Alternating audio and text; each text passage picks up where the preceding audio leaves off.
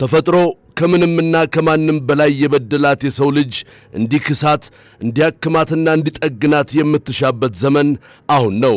ዓለም ስልጣኔው በረቀቀው ልክ ተፈጥሮ ላይ የሚያሳየው ቸልተኝነት ግን ዳፋው ለአንዱ መጥቶ ለሌላው የሚቀር እንዳልሆነ ከሰሞኑ ዓለም ላይ የታየው ከፍተኛ የሙቀት መጠንና ንዳድ ከነውጤቱ ምስክር ነው። የአየር ንብረት ለውጥ ሀገራትን ፈትኗል። የውሃ አካላት መጠናቸው ቀንሷል። የዓለም የእስትንፋስ ቋት የሆነው የደን ሀብት ሊሆን ከሚገባው መጠን እጅጉን ቀንሷል። የተፈጥሮ መዋቅር ተዛብቷል።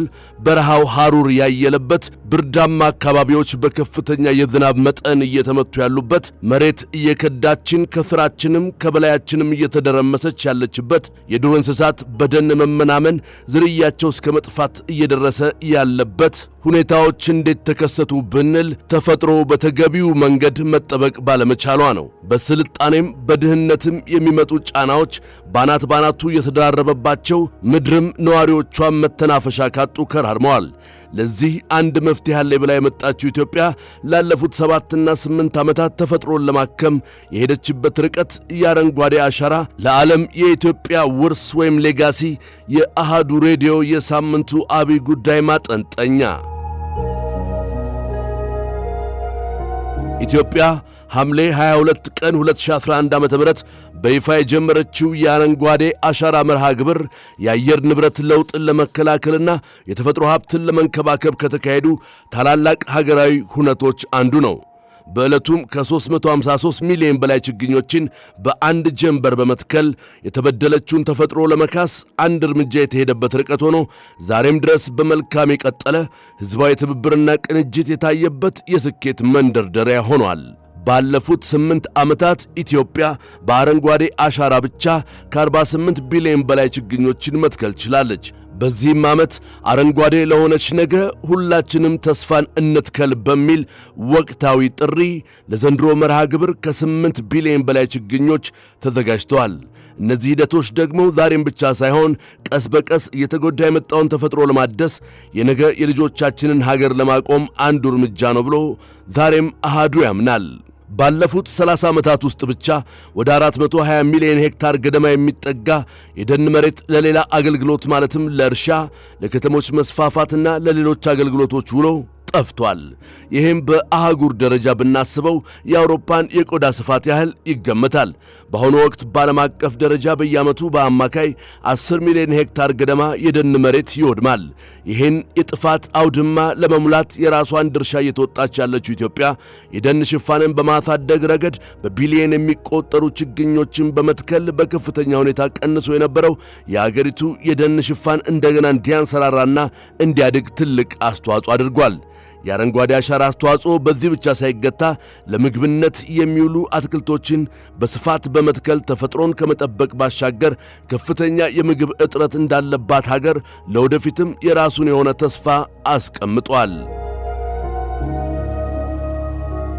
ለሰብል ምርትና ለከብቶች ማሰማሪያ የሚሆን መሬት ፍለጋ የሚደረግ እንቅስቃሴ ከ70 በመቶ በላይ ለሚሆነው የደን ውድመት ምክንያት ነው ተብሎ ቢነገርም ችግሩን ለመቀልበስ እንደ ሀገር ከተጉ ሀገራት መካከል አንዷ የሆነችው ኢትዮጵያ በዚህ ረገድ ያለውን ችግር ከማረም ባለፈ የውሃ ዑደትን ለማስተካከል፣ የደኖች የዝናብ ስርጭት እንዲስተካከል፣ የከርሰ ምድር ውሃ እንዲሞላና የውሃ ምንጮች እንዳይደርቁ ለማድረግ የራሱን አስተዋጽኦ የሚያበረክተውን የአረንጓዴ አሻራን ተግባራዊ አድርገው ላለፉት 8 ዓመታት የተመጣበት ሂደት በየትኛውም ከፍታና ዝቅታ ውስጥ ብሔራዊ ጥቅም ከሚባሉት ውስጥ መጉደል የለበትም ብሎ አሃዱ ያምናል።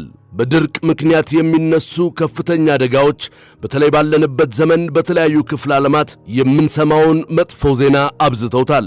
የኢትዮጵያ ምልክት የሆነው አረንጓዴ አሻራ እነዚህን ችግሮች ቀስ በቀስ በማስቀረት የመሬት ማገገም እንዲፈጠር፣ በድርቅና በመሸርሸር ተጎድተው የነበሩ መሬቶች እንደገና ጥቅም ላይ እንዲውሉና የከርሰ ምድር ውሃ እንዲጎለብት የማድረግ አቅም ያለው በመሆኑ እንደ ሀገርም እንደ ሕዝብም የራሳችን ልንጠብቀው የሚገባን ተግባር ነው። ይህንም ለማረጋገጥ የመንግስትንም ጥሪ ተቀብሎም እንዲሁም በራሱ ተነሳሽነት አሃዱ ከውድ ቤተሰቦቹ ጋር በተለያዩ ወቅቶችና ቦታዎች የችግኝ ተከላ ተግባሩን ማከናወኑ ተመዝግቦ ተቀምጧል። ይህን ትልቅ ስኬት ለማስቀጠል ደግሞ እንደ ግለሰብም ሆነ እንደ ማህበረሰብ የሚጠበቅብን ትልቁ ድርሻችን የሚተከሉ ችግኞች ሀገር በቀልና ለአካባቢው ስነ ምህዳር ተስማሚ መሆናቸውን ማረጋገጥ እንዲሁም ከተተከሉ በኋላ አስፈላጊውን እንክብካቤ ማግኘት አለማግኘታቸውን ማረጋገጥ እንዲሁም ማድረግ በእኔነት የተጀመረውን ሥራ ለማስቀጠል ትልቁ መሠረት ይሆናል። አረንጓዴ አሻራ አበርክቶ የተፈጥሮ ጫና እየበረታ በመጣበት በዚህ ጊዜ በቀላሉ የሚታይ አይደለም። የዓለም የተለያዩ ቦታዎች ላይ የተባባሰ የመጣውን አይነት የተፈጥሮ እምቢተኝነት ለመቋቋም ደረቅ የሚባሉ አካባቢዎችን ጨምሮ በታላቁ የህዳሴ ግድብና በሌሎች የኃይል ማመንጫዎች ተፋሰስ አካባቢዎች የተተከሉት ዛፎች አፈር ተሸርሽሮ ግድቦች ውስጥ እንዳይከማች በማድረግ የራሳቸውን አስተዋጽኦ እያበረከቱም ይገኛሉ። የአፍሪካ ሀገራት ተሰብስበው ያደጉት አገራት ያመጡትን የአየር ንብረት ለውጥን በተመለከተ ተጠያቂዎቹ እናንተ ናችሁ ካሳም ይገባናል እያሉ ሙግት በያዙበት በዚህ ወቅት ኢትዮጵያ ችግሯን ከማለባበስና ጣት ከመጠቋቆም ወጥታ ራሷን በራሷ የቻለችበት መንገድ ዛሬም የሚያስደንቅ ነው። ለዚህም ነው በተለያዩ አጋጣሚዎች ታላላቅ የውጭ ሀገር መሪዎችና ግዙፋን ተቋማት የአረንጓዴ አሻራን ጉዳይ የራሳቸው አድርገው ስኬቱን ሲያወድሱ የምንሰማው።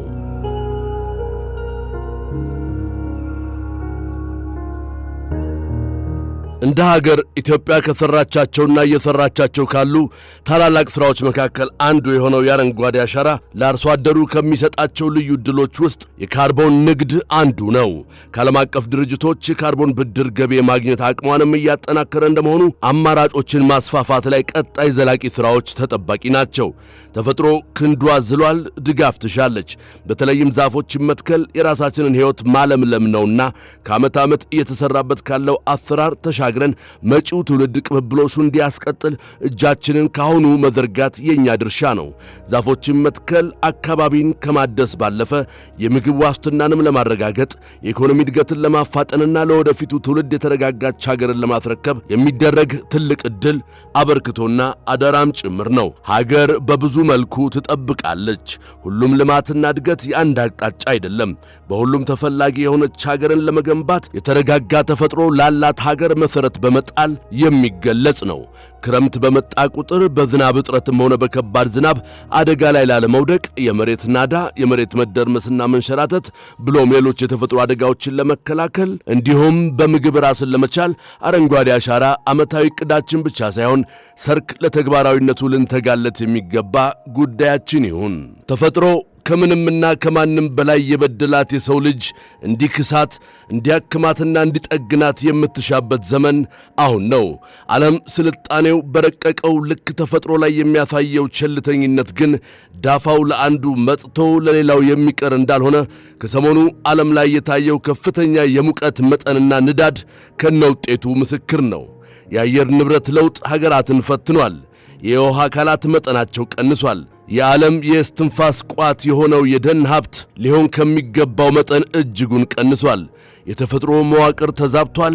በረሃው ሐሩር ያየለበት፣ ብርዳማ አካባቢዎች በከፍተኛ የዝናብ መጠን እየተመቱ ያሉበት፣ መሬት እየከዳችን ከስራችንም ከበላያችንም እየተደረመሰች ያለችበት፣ የዱር እንስሳት በደን መመናመን ዝርያቸው እስከ መጥፋት እየደረሰ ያለበት ሁኔታዎች እንዴት ተከሰቱ ብንል ተፈጥሮ በተገቢው መንገድ መጠበቅ ባለመቻሏ ነው። በስልጣኔም በድህነትም የሚመጡ ጫናዎች ባናት ባናቱ የተደራረበባቸው ምድርም ነዋሪዎቿን መተናፈሻ ካጡ ከራርመዋል።